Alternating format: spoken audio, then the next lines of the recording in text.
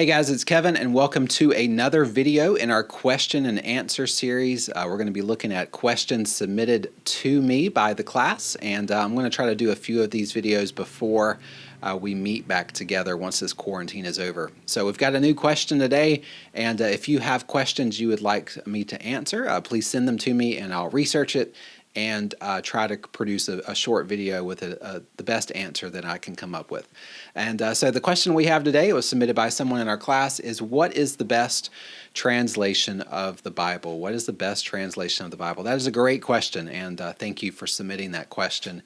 And first of all, let me give you a big disclaimer. As a Sunday school teacher, it is not really my job or my authority to say you should read this translation and discard all the other ones, and I'm not going to do that. So I'm not going to tell you which one you should read, but what I want to do with this video is I want to go through, I've picked out 5 of the most popular Bible translations, and I'm just going to go through those 5 and just kind of give you the basics of what they are and how they're different from the other ones. And then after that, I'll tell you the one that I use of these 5.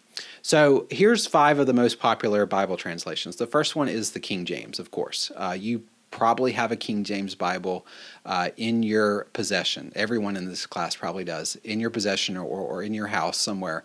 The King James is, of course, one of the oldest English translations. It's not the oldest English one, but it is one of the oldest ones. It's the most widespread Bible that's ever been printed.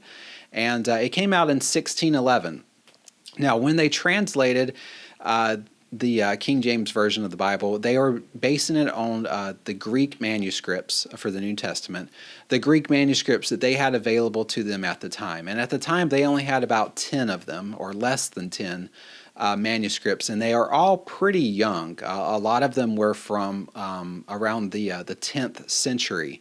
And so that was some of the only manuscripts that they had available at the time. And it was a very good translation for based on what they had available to them. Today we have a lot more manuscripts. We have thousands of Greek manuscripts that are much, much older than the 10th century. We have some going all the way back to the late 1st century and the early 2nd century. But when the King James was written, it didn't have access to those, so it had to translate it based on the best manuscripts that it had. It is a word-for-word translation of the Bible, and so what that means is it goes through the Greek, and every single word in that verse, it tries to translate it faithfully into English, and it wants to translate each individual word and then kind of piece it together in an English sentence that makes the most sense as possible. So sometimes you have to be a little bit creative how you put those words together, but the King James Version is a word-for-word translation. There are a few issues with the King James in that it only had a few manuscripts available when it was translated. Now we have many more, and there are some inconsistencies. So there are things in the King James Bible that really need to be addressed. There's some verses that maybe shouldn't be in the King James Version. But overall, it is a great translation. It is a very effective and very popular translation, and a lot of people read the King James Version of the Bible every day. The next one is the New King James Version, which is very popular today. It's a lot more recent, and it is still based on those manuscripts that the King James was based on. So still that 10 or less manuscripts that were available, but it does know about the other manuscripts. And so anytime there is an inconsistency between the King James and older Greek manuscripts, the New King James does put a little footnote in the Bible on the margin and says, other manuscripts have this. This is what we have. And so I think that's very helpful just to know that, hey, our translation is based on this manuscript, but there are other manuscripts, and this is what they say. And so those are in the footnotes. That is something good to read. The New King James also kind of updates the English of the King James. It kind of makes it a lot easier to read and uses more up-to-date words. And so the King James is a lot easier to read than New King James is a lot easier to read than the original King James. And it does still follow that word-for-word translation process.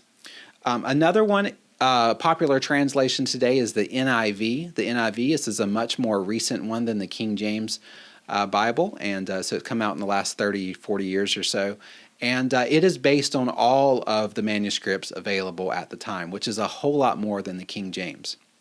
And so you're going to have a lot of, not a lot, but you're going to have some differences between the King James and the NIV just based on that manuscript evidence. And so the King James and the NIV are going to read a lot different for that reason, but also that the NIV is not word for word. It's something called thought for thought. And so the NIV, what it does is it takes a verse in the Greek and it doesn't necessarily translate each individual word into English. It kind of reads the entire verse, tries to figure out what the thought is, what's the main theme of that, and then translates that thought into English in a way that's much easier to read in our today's English.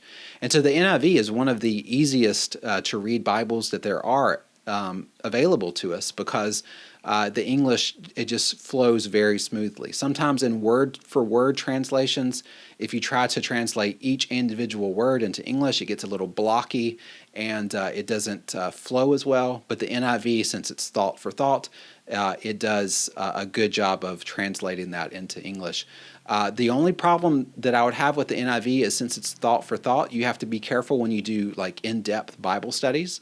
If you want to figure out what does this word mean, what did this word mean in the Greek, because a lot of times the NIV will use words in the English that's not what the original authors wrote because it's not word for word. But the NIV is still a good translation. Just keep in mind that it is a thought for thought translation. Another translation is the NASB, the New American Standard Bible. This one, like the NIV, it bases its translation on all of the manuscript evidence, so the oldest ones that we have. And so it's going to be different from the King James. There's going to be some verses in the King James Version of the Bible that's not in the NASB because the manuscript authority. The NASB does look at all those manuscripts, but it does word for word, just like the King James. And so it translates the Greek word for word. The only issue that you're going to have with that, it's a little blocky, it's a little choppy, and it doesn't flow as well as the NIV. But the NASB is a great resource to study the words that the original authors wrote, and you can look up the etymology of the words, the Greek, and all that stuff using the NASB. So it's a great one for that. It is word for word, like I said, but sometimes the NASB does do thought for thought. In some verses, it does thought for thought. But when it does a thought for thought translation, it does have in the margins what the word for word would be. And so I think that's very helpful if you have the NASB to look at those margins and make sure that you know if it's word for word or thought for thought in that particular verse. And then one more translation, the ESV, the English Standard Version. This is it's kind of a newer translation. I think it came out in 2001. This one is very popular today, especially with like professors and seminaries. They like this one. It is word for word, like the NASB, like the King James and New King James. But it does use a little bit more thought for thought. It does it in more verses than the NASB does. And it does look at all of the manuscripts as well. So it looks at the oldest manuscripts that we have available or that we had available in 2001. So it's going to read a little bit different than the King James. King James is only based on a few manuscripts. But the ESV is also a very good translation of the Bible. It's based on the old RSV translation, and so the ESV is kind of like a hybrid between the RSV, the NIV, and the NASB, and so you kind of blend all those three together and you get the English Standard Version. Very easy version of the Bible to read since it does use a lot of thought for thought, but a very good and reputable translation.